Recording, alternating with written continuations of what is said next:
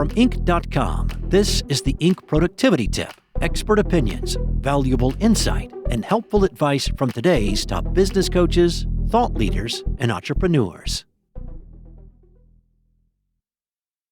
AI is a tool, not a layoff plan. There is an AI question every CEO should be asking, and it's not, who can we cut? Now, too often a company invests in AI and then lays off employees. That may impress a few analysts in the short term, but it is a lousy way to build trust, loyalty, or long-term value. Bob Chapman, a former CEO, has said layoffs are a failure of management. Bill Fotsch, the founder of Economic Engagement and the person who wrote this expert opinion, agrees. Companies would be foolish to stay out of the AI game completely. The answer is to use AI to both grow revenue and reduce costs. That may sound obvious, but it changes the whole conversation. Instead of asking, how many jobs can we eliminate? The better question is, how can AI help our valued people create more value for customers? One of the biggest mistakes leaders make with AI is treating it mostly as a labor reduction tool. AI can certainly reduce repetitive work, but if that is where the strategy ends, you may save some cost and lose something more important: employee commitment, customer knowledge, and institutional experience. AI is good at speed, data processing, pattern recognition, summarizing information, drafting first versions, and handling repetitive work. People are still better at judgment, relationships, creativity, problem solving, and understanding customers. Bill Fotsch has seen this in smaller companies, not just large technology firms.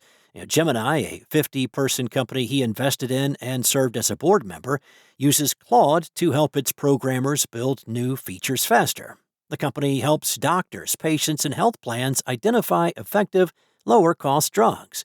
Customers keep asking for more functionality, and each new feature adds value. AI is helping the programming team produce more without simply adding headcount. Now, the result is not layoffs.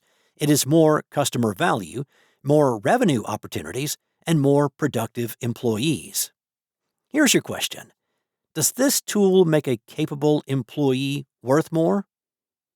Jackie's Jams, a California specialty food company that sells through Whole Foods, Sprouts, and luxury hotels, uses generative AI for social media campaigns, promotional materials, customer emails, and product marketing.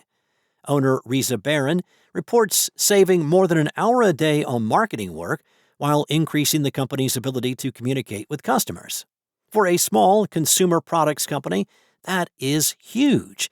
Consistent marketing drives brand awareness, retail sell-through, repeat purchases, and referrals. AI gives a small brand capabilities that once required a larger creative department. 1 Week Bath, a California company that remodels bathrooms and kitchens, where Bill owns more than 30%, faces a common problem. Most homeowners have little experience with remodeling, so they struggle to judge whether a quote is fair.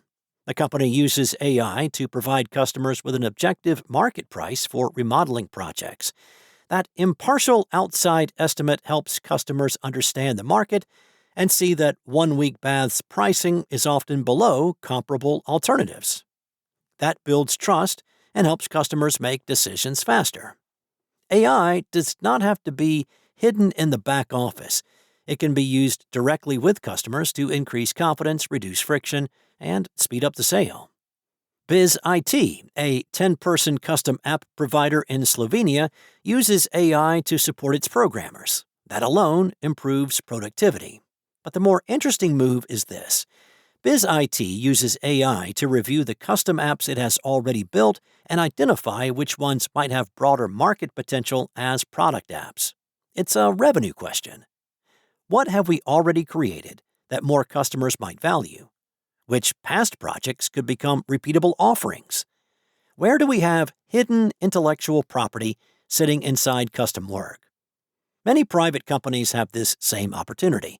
AI can help you find patterns in past jobs, proposals, products, customers, and service requests that would be hard to see manually. The best AI strategy should fit inside a broader management system that benefits customers, employees, and owners, like economic engagement. Employees need to understand what customers value, how the company makes money, and how their work affects results. Then, AI becomes a tool for improving the business, not a threat. Give employees access to AI. Invite them to find repetitive work it can reduce.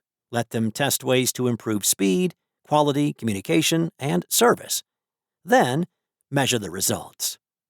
If you want AI to strengthen your company, instead of scare your employees, start with better questions. What would it take for our salespeople to spend more time selling? Where could we pursue opportunities we previously lacked the capacity to handle? How might we turn past work into new offerings? The companies that thrive in the AI era will not be the ones that replace the most workers.